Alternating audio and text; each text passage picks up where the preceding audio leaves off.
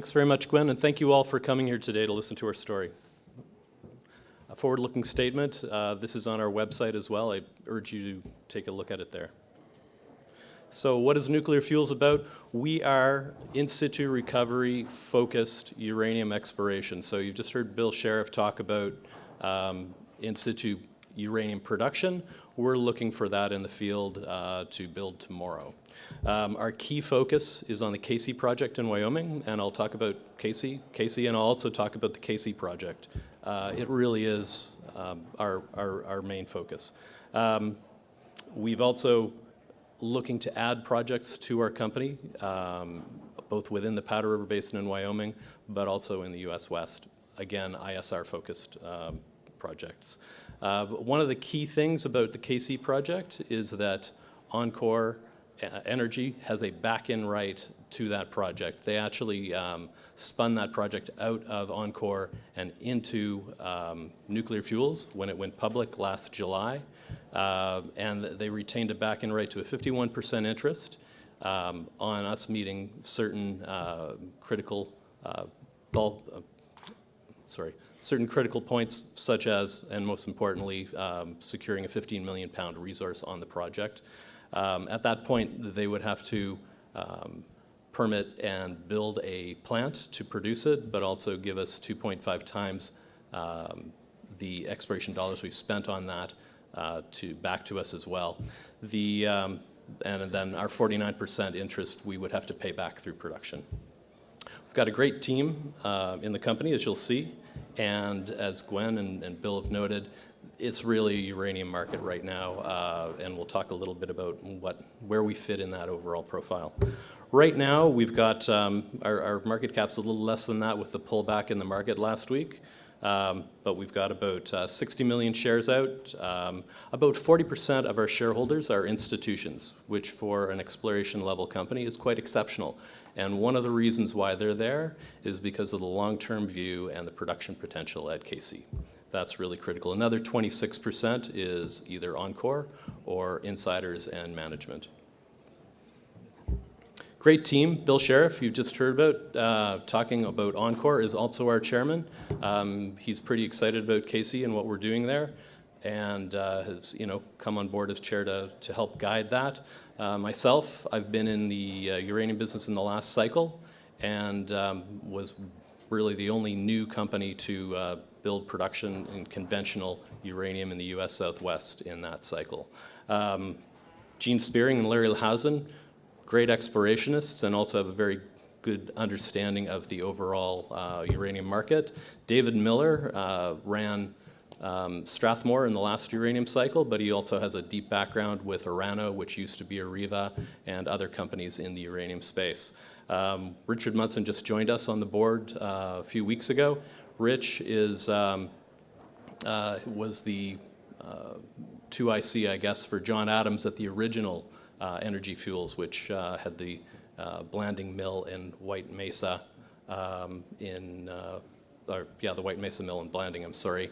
And they were really the only uranium production in the US in the mid-'80s.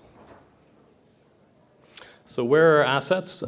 Key focus, again, Wyoming, Casey, Bobcat, Boot Heel, all ISR amenable projects.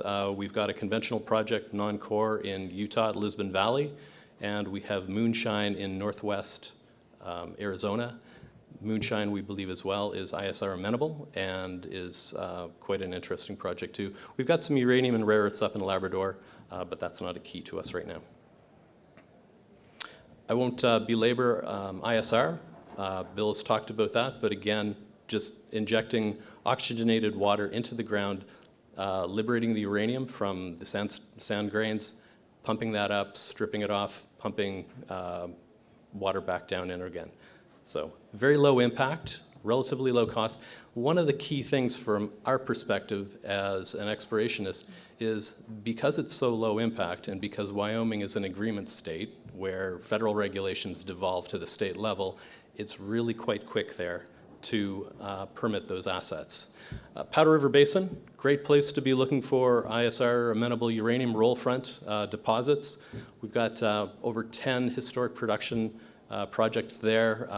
Quite a few of those are actually going back into production now. They've been moving towards restart. We've got over, I think, 45 million pounds produced in the Powder River Basin, over 200 million in Wyoming as a whole. Again, Wyoming is a great place to be for uranium development and also for permitting. So this is a little close-up of our project. You can also see in red a couple of the projects to the east of us that are producing or past producing assets on standby.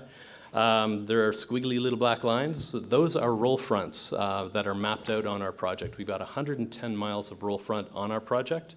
It is the focused area of the uranium mineralization within the sandstones. There are some little red blotches as well, which are historic resource areas within that project. There's been a fair bit of drilling there over the years, 3,800 historic drill holes. That's kind of our Rosetta Stone. That tells us the tenor of the grade within the roll fronts and what we should be prioritizing and where we should be looking for to build and expand on those historic resources. We have a real opportunity. The previous operator was a subsidiary of Detroit Edison Electric, and they were looking for long-term uranium supply for their company. They were drilling fairly shallowly. They were doing wide space drilling, so they kind of gave us a map of the whole project, the whole area, which is over 33 miles in length.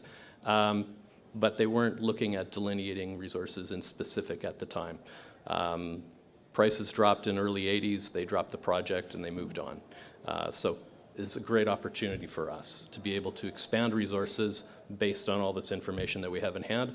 One of the other things that's really key about this area is over 95% of our ground is either state lease or private surface. So that means for the private surface, we've got to actually go out and talk with ranchers and get surface use agreements with them. But once we have those in place, we have a very clear definition of what it's going to cost for us to drill, and also a lot of flexibility in where we're going to put holes. So if we want to go, 100 meters over there tomorrow, it's not a big deal. If you've gone through BLM or Forest Service permitting, it's like, well, if you move your drill hole 10 meters, you're going to be in trouble because you didn't survey that properly. So the flexibility allows us to move quickly in terms of learning from what we're doing today to plan the drilling tomorrow. That's an exceptional opportunity too. So we did do drilling last year. We drilled 86 holes. I think 29 of those had a grade thickness tenor of over 0.3. Grade thickness is the grade times the footage of the hole, and 0.3 has generally been considered to be a cutoff for what is economic in other deposits. The grades that we're seeing there, we had some really lovely holes that were, 0.187% uranium.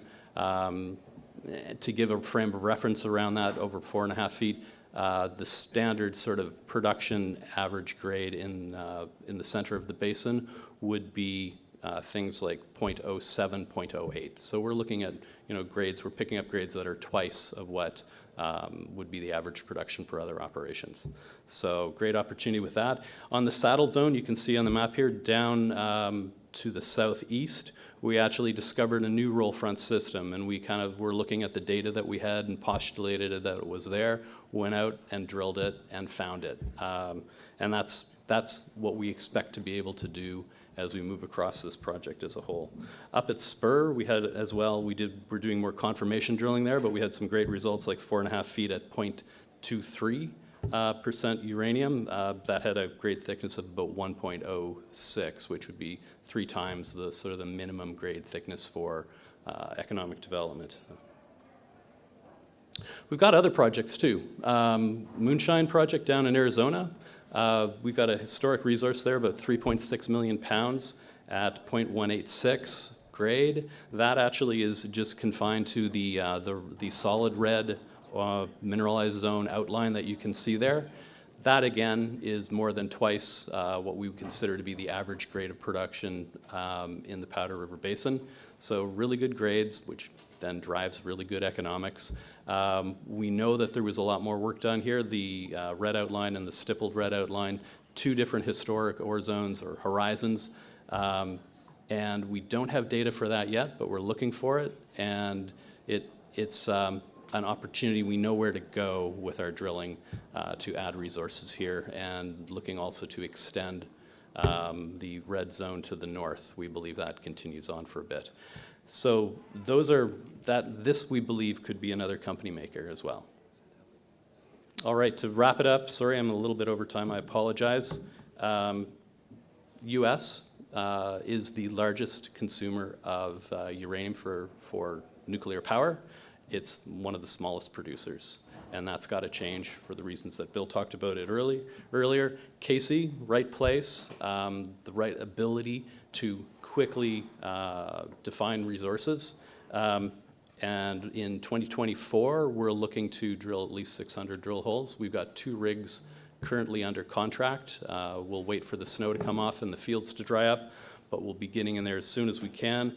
Again, Encore's back-end right is kind of unique because it provides us an opportunity to become a producer without building the technical team and the permitting team to be able to do that. And that is actually very tough. People underestimate what that is.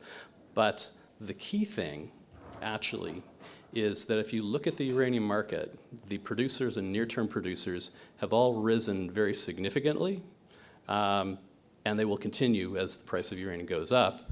But I think the real opportunity is in tier 1 exploration companies, which really haven't moved yet, and that's where we sit. So I hope we'll see you at our booth. We're just across the hall here from the door, and thank you very much for listening. Cheers.